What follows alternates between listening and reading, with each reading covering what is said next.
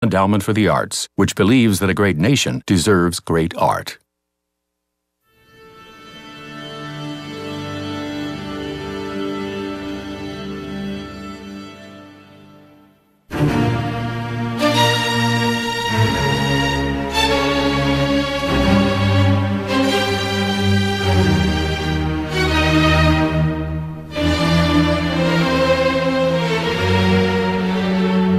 These are the challenging notes that cry out to us at the beginning of Shostakovich's Fifth Symphony. The symphony dates from 1937, when the Soviet Union was reeling under the terror of Stalin. Artists especially were under scrutiny. And Shostakovich, under political pressure and fearing for his very life, adopted a completely different style overnight. The symphony was more popular than anything he had done, yet it remains the subject of considerable, quite heated debate. The question is, what did the composer really mean when he wrote the music, which makes its way from the confrontational beginning you just heard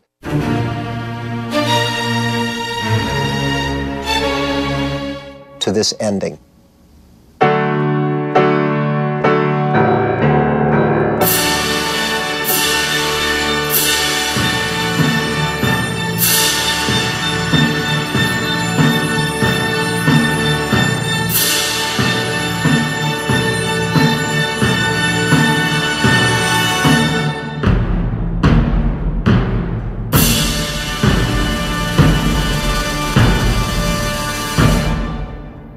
At first hearing, it sounds joyous enough, even triumphant. But is it? The symphony was premiered in 1937 in Leningrad by conductor Yevgeny Mravinsky, who continued to interpret the piece throughout his life. Many suggest that the symphony has a secret message, a message of scorn, despair, and condemnation.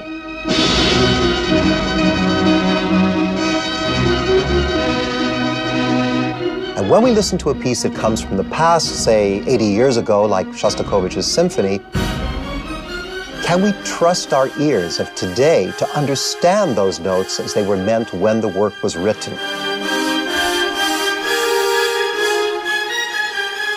What we do know is that this symphony and Shostakovich's life and work were shaped by forces of social and political revolution. And on November 7th, 1917, they stormed the Winter Palace.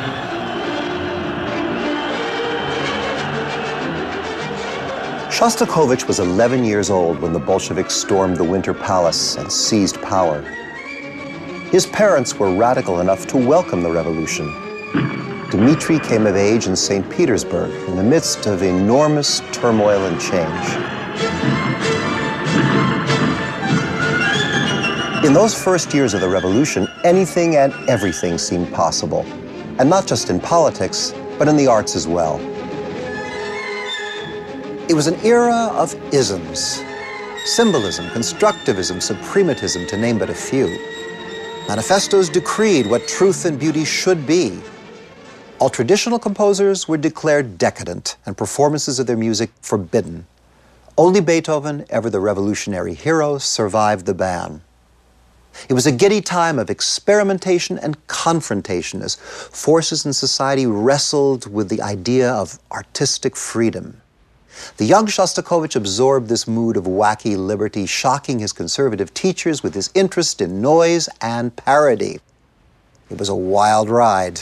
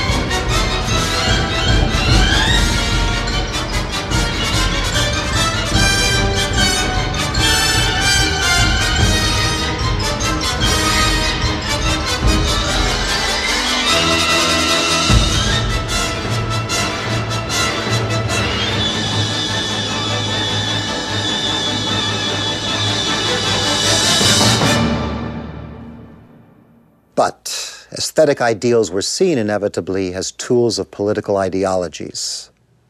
By 1930, it was clear that the time of unlimited artistic freedom was coming to an end.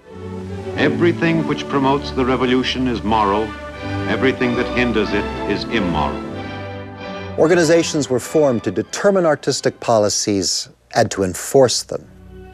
There were signs. Books that weren't published, authors who disappeared, theater directors whose productions were canceled. And then the authorities' attention turned to Shostakovich. He awoke one morning to read on the front page of Pravda a review condemning him as an unpatriotic intellectual whose work endangered and corrupted the spirit of the Soviet people. Overnight, he went from Russia's golden boy composer to the borderlines of being a non-person.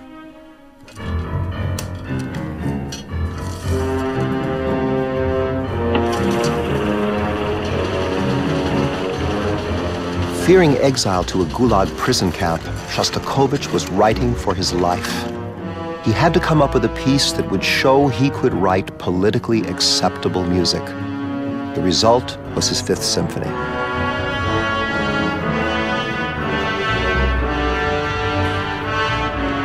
The symphony was on the surface simpler, more popular than anything he had done, and it rehabilitated him in the eyes of the Soviet government. But does the music really mean what it appears to say? That's the issue about Shostakovich in general. Did he understandably write crowd-pleasing musical propaganda in order to save his skin? Or did he find a way to write music that, for those who knew how to listen to it, contained hidden meanings?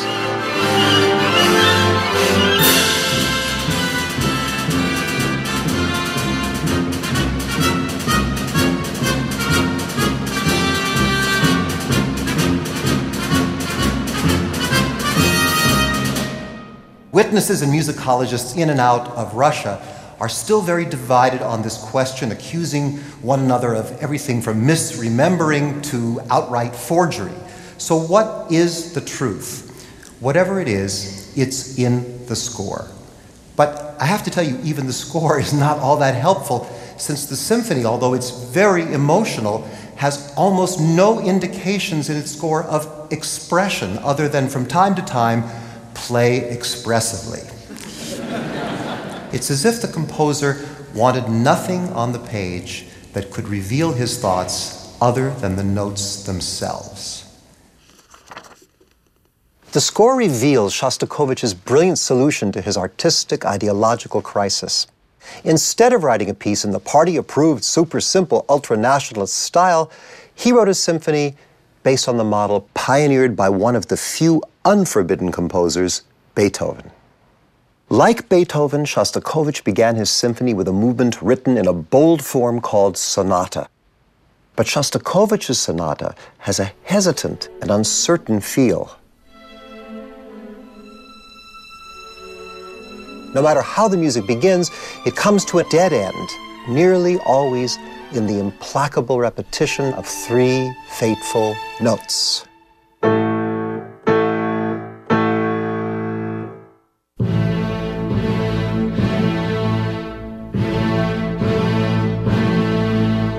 In the course of this movement, in fact, in the entire symphony, the music arrives again and again at the same dead end. The design is clear from the very first bars. Shostakovich builds the first theme from three motives.